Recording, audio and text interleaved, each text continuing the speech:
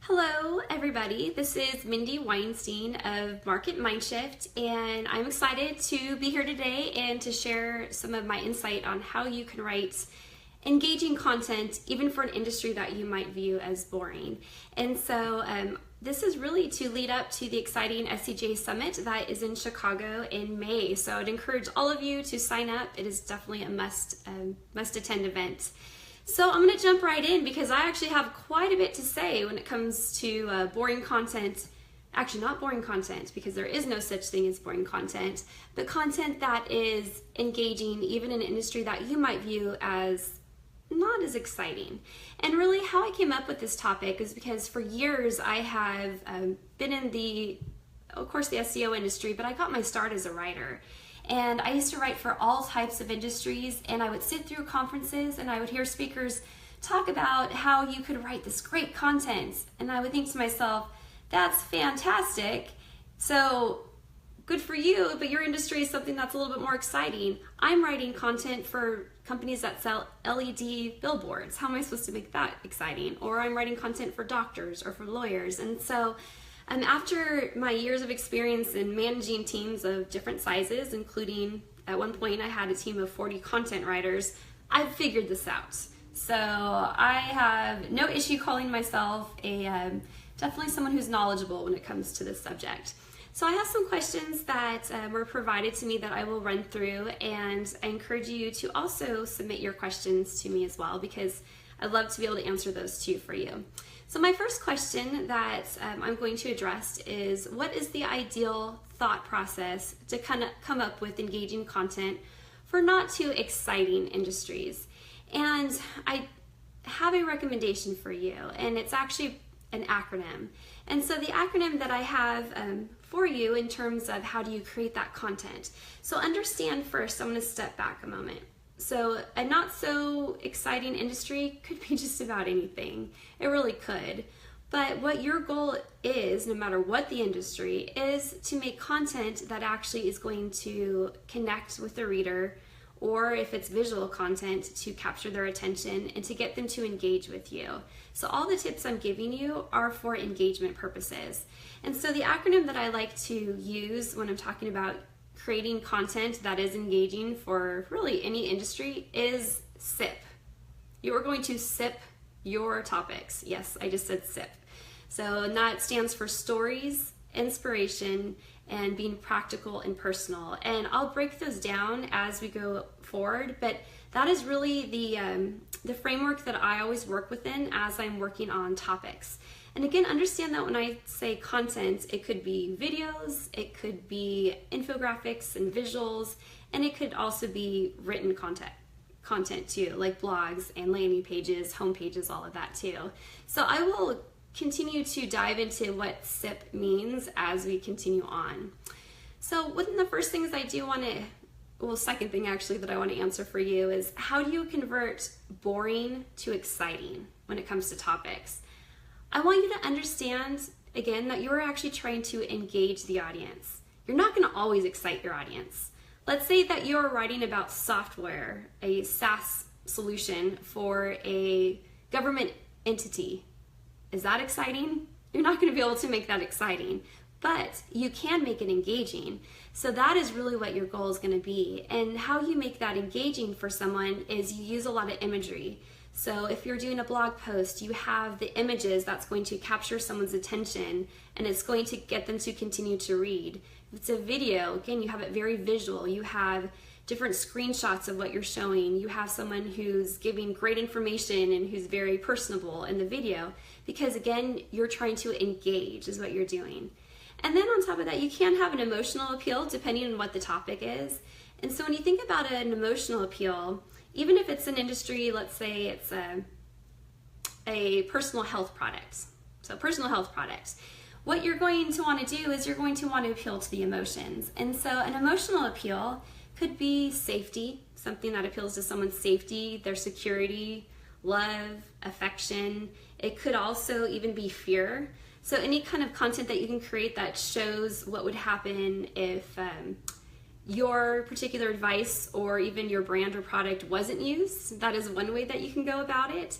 So you'd make that emotional appeal. And just to kind of give you a little bit of insights as we go into what I'm up to. I teach part-time at a local university, and right now I'm teaching 3 marketing courses. And that is, emotional appeal is something that we talk about quite a bit, because when you are creating content, you have a rational appeal and you have an emotional appeal. Sometimes the rational appeal makes complete sense, and that's what you're going to want to focus on. And that's a lot of like the B2B type content. And a rational appeal is that you are giving very specific information on like a how-to, or it would be a step-by-step process, or if it's something you were talking about in terms of a product, you would give a lot of the features, and you might even do a comparison with competition. If it's an emotional appeal, that's when you can go back to what I was saying, where you have the safety, security, fear, love, affection. If you can take an emotional appeal, that's far better, because that is how we're driven as humans, is we are very much on the emotional side.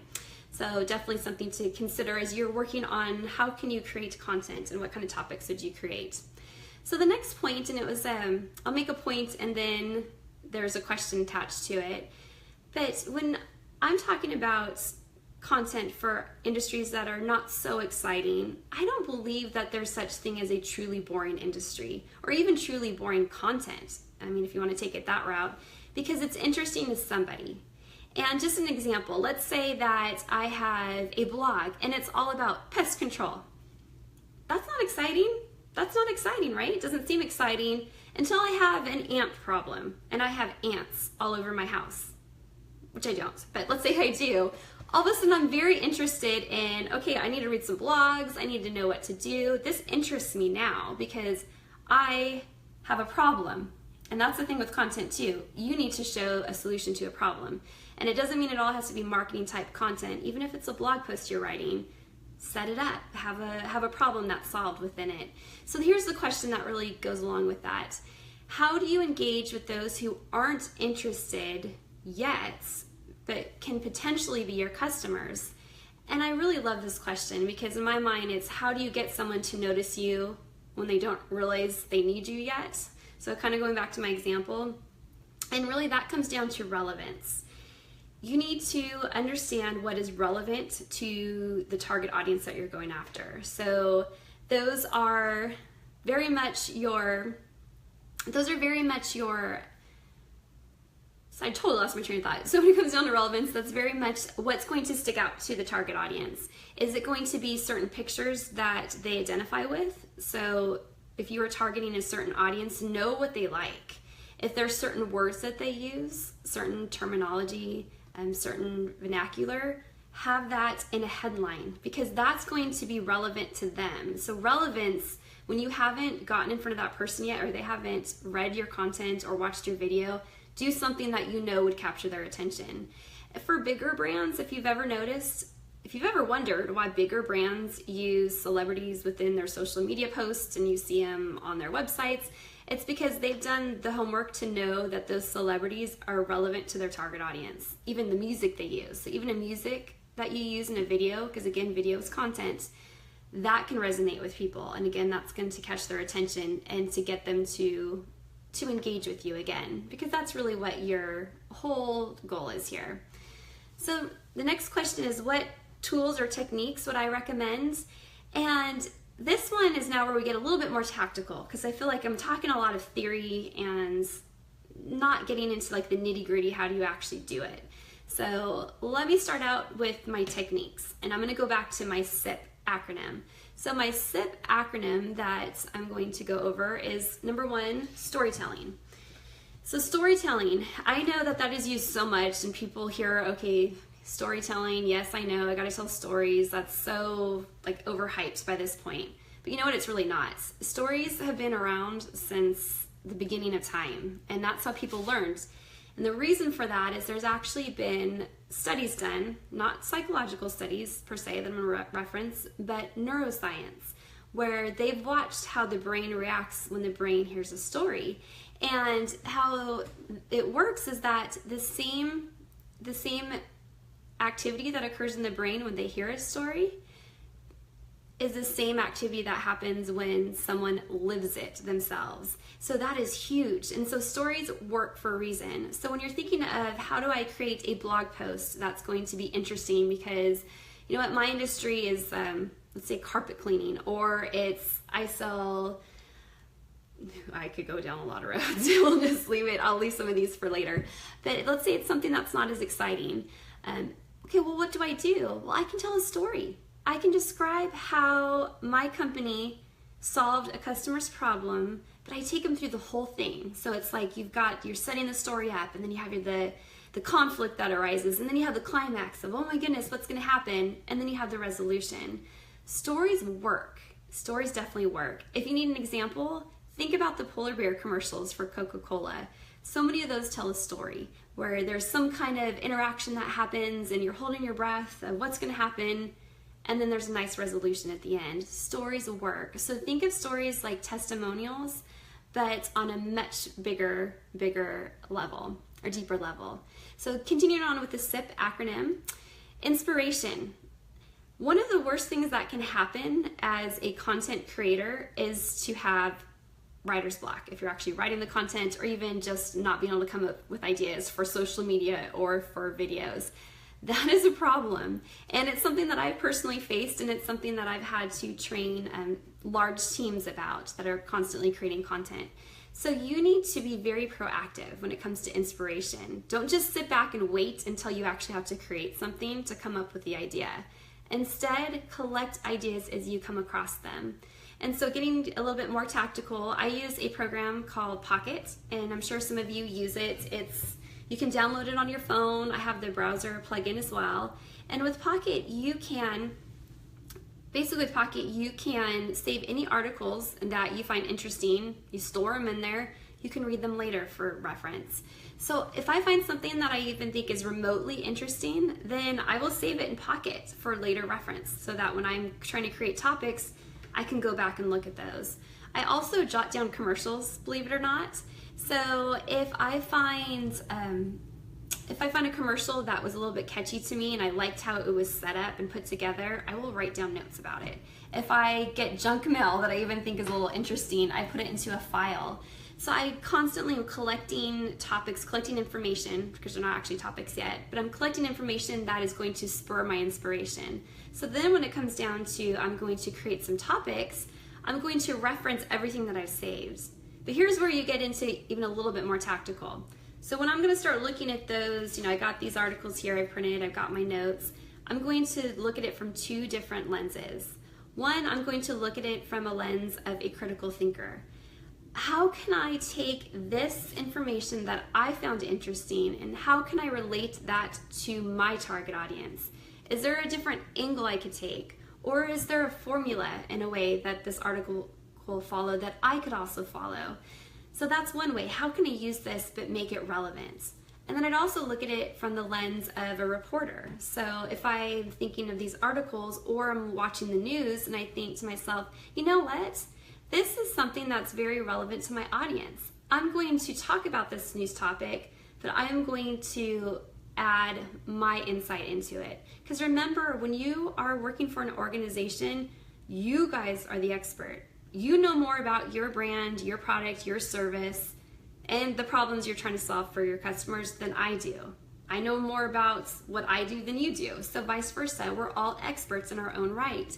So give that expertise, and you can do that by adding on to news. And so that's definitely something you can do.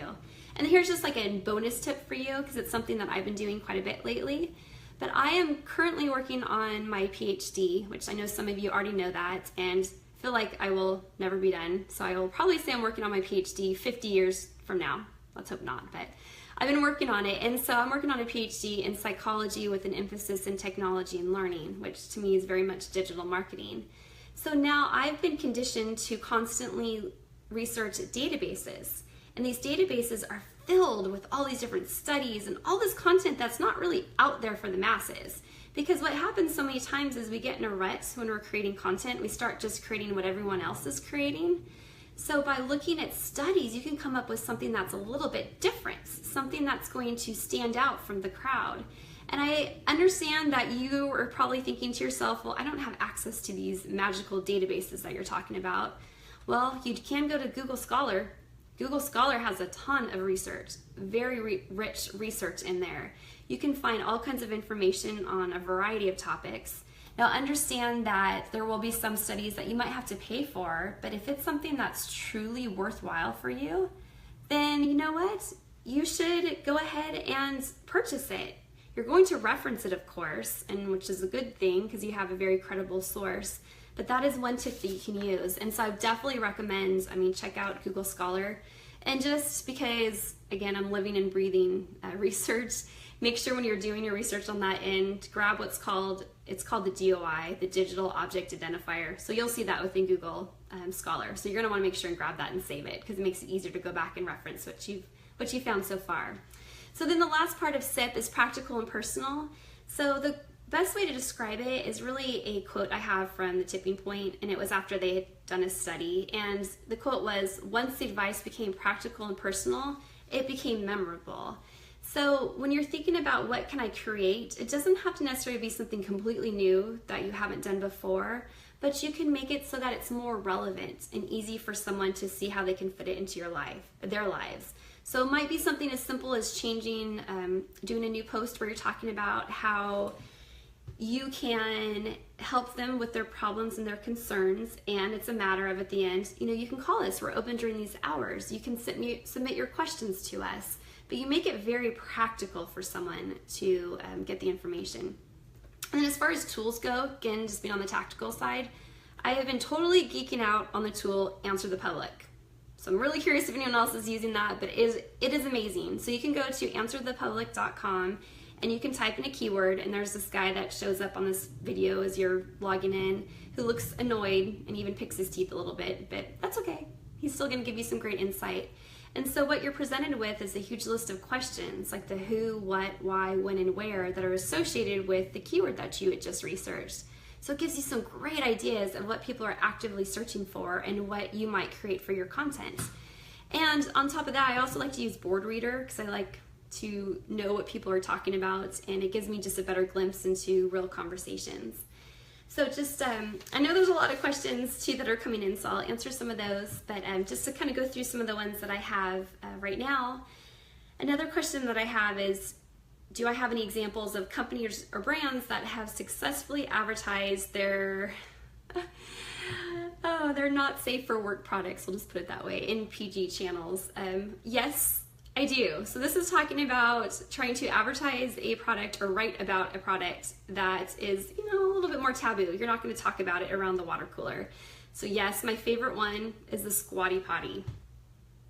The Squatty Potty. And if you don't know what the Squatty Potty is, Google it. Wait till after this video, but definitely go check it out. But they have done a really good job of taking a topic that no one really wants to talk about. Do we really want to talk about our bathroom habits? No, most of us do not. But it's taken a topic and it's made it interesting and funny. And so you can watch their video that they created to advertise the Squatty Potty. And let's just say that it involves unicorns pooping out ice cream cones that are very colorful. And I'll just leave it at that. So they've done a very good job of doing that. So just kind of moving along, and I see you included the link in there. It's hilarious. I've had many conversations in my classes about the Squatty Potty. So, which actually leads to the next question of how important is humor when writing content for boring industries, and boring within quotes, because again, it's going to be interesting to somebody. Humor is a great appeal if you can take it. It's like Squatty Potty, that worked for them. The video went viral. People are talking about it. But it's not going to work for every industry. Depending on what you're in. So if you are an industry that is very much B2B and it just doesn't make sense to try to be funny, then focus more on the rational appeal that I talked about, where you talk about the features, you can still do testimonials, but you're talking more practical information than trying to just entertain somebody. So you might even have checklists and that kind of thing. So think about that. And actually, I did a training not that long ago with a company in the moving industry, and so they help people move from one house to another. you think about that and you're like, okay, well, how exciting could that be? How much could you possibly say about moving? Well, you know what? They've done a great job with their blog and with their social media, because they've taken something that can be very stressful and they've made it a little bit more lighthearted, showing, funny pictures of what's, could go wrong, which of course you're hoping it doesn't happen to you, where the moving truck is driving by and there's all the boxes scattered in the street, and it's, don't hire the wrong moving company. But they also have all these checklists of things to consider and how to help you prepare for your move. So tons of great stuff. So again, some other tools that I use. So what are your favorite sites and tools to help me get inspired? Again, Answer the Public is a fantastic one. I love Google Trends. Google Trends is something you should go to frequently to get inspiration. Another tool I've totally been geeking out on is Demographics Pro. And so Demographics Pro, it's actually a tool that analyzes social media profiles, but you can put in your profile of your company or your competitors, and it gives you a whole breakdown of the demographics, the interests, the affinities that audience has. But you'd be amazed, because you can see what people are talking about, what they like, what they tend to gravitate towards, and it's just going to give you content ideas, more ideas, and it's very much targeted to your audience. So that is a really, really good one. And so another question is, what do you say to someone who says you can't write content for boring industries? I say you're wrong. I probably should say more than that, right? But you're wrong. It's interesting to somebody. At some point in time, it's going to be interesting, and you can take the steps to make it engaging. Again, it doesn't have to be exciting, but it should be engaging. And I know I've done this from personal experience, and I've also trained people how to do it, so I know it's possible. And so the next question is, what is a standout case study or company that's created amazing content marketing for a boring industry? My favorite one still to this day is Dollar Shave Club. I mean, how exciting are razors? Did you ever know it's so exciting to shave the hair off of your body? No, but they made it funny, they made it interesting, and of course they also had a whole different model that they brought to the industry. But if you even go to their blog, they talk about things that you normally wouldn't really discuss with anyone, like ingrown toenails, foot fungus. I mean, all these things that are kind of like a little gross, a little, you don't want to talk about it, but they make it interesting and they actually make it entertaining. And so I think that they're a fantastic example of what can be done. And then really the last question I want to address here before I go through and look at some of the comments is, how would you tackle a boring industry like a funeral home? And I understand some of you, you're in an industry that it's just, there's no way to make it exciting. That's where you go back to, you're going to make it engaging. So in that situation, of course, you're not going to take the humor approach. You're instead going to take an approach that is very compassionate and empathetic, where you're going to think about some of the common questions that families have when someone passes away. How can you answer those questions? What kind of checklists can you provide?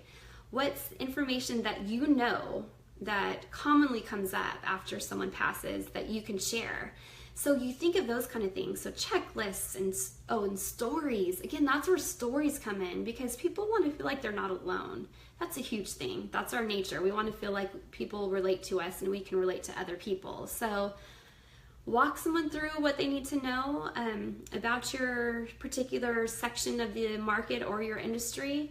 Tell them stories, but again, it's always possible. To me, it's not impossible to write content that is engaging. It might not be exciting, but it is going to be engaging. So I know I had some questions come in, so let me do my best. I'm going to go from the top, and if you don't mind me as I read here. So what is the practice? Okay, so it's an SEO question. What is the practice for getting higher rankings for generic keywords? Well, let's not focus on generic keywords. Let's focus on some targeted keywords, because really it's about getting that targeted traffic to your website. You don't want to just get traffic, you want to get the right ones. And when you take the time to actually do research on who your target audience is, and then doing the research on then what are the keywords that they're going to use, how can you structure your pages accordingly. I mean, I can go on and on with this based on the competition. How are you going to interlink your pages? How are you going to, even how many words you're going to have on there? There's so much you can go with that. I would suggest that you actually download the SEJ SEO guide. There's my answer for you, because that has amazing information in it. So what are the best sources to identify best keywords to include in a blog post? So that goes back to keyword research, but if you do have an idea of some of your keywords, that's when I would use Answer the Public, because Answer the Public is going to give you a whole bunch of ideas. And it also has suggestions, so you put in the keyword and it gives you other suggestions, and it's based on Google Suggest. So that is how I would answer that one for you. How do you diversify content if most consumer queries are how not to use your product? Insurance, where lots of engaging content is about avoiding having to use it. Now that's interesting. And what's interesting about that, and I don't know exactly which kind of insurance you're talking about, but I used to be very involved in the lawyer side of things. And so I worked with personal injury attorneys who went up against insurance companies. So we had a lot of that content of like here's what you need to do if the insurance adjuster calls you. Well, what I would say is focus on, without knowing what kind of insurance you're providing, focus on some of the common questions that come up when people go to get their policies or when they are talking to your customer service reps. What are some of the things that are asking, and what are some of the things that you want to make sure that they do know? And then what are some checklists? Let's say if it's home insurance. Well, if I just got home insurance, I should probably know that I need to have pictures of some of the valuables in my home, that I can be proactive if ever I had to file a claim. I mean, you can give information, and going back to stories, you can always do stories too. Or you might even take, totally random, I'm just brainstorming here, you might even take that negative approach, so write something that, I know this is what's being said about the insurance industry, and people say don't file claims, but, so you can just kind of make it fun, embrace the negativity and spin it for the good. Let me see here. Okay, get some more questions. Oh, that's actually, I think that is it. So, and I believe I've gone my full time. So, of course, if you have questions, you should know where to find me. And I would definitely encourage you to attend the SEJ Summit in Chicago. Believe it or not, I have even more to talk about when it comes to engaging content for boring industries. So please come join us. And anyway, have a great day. Thank you.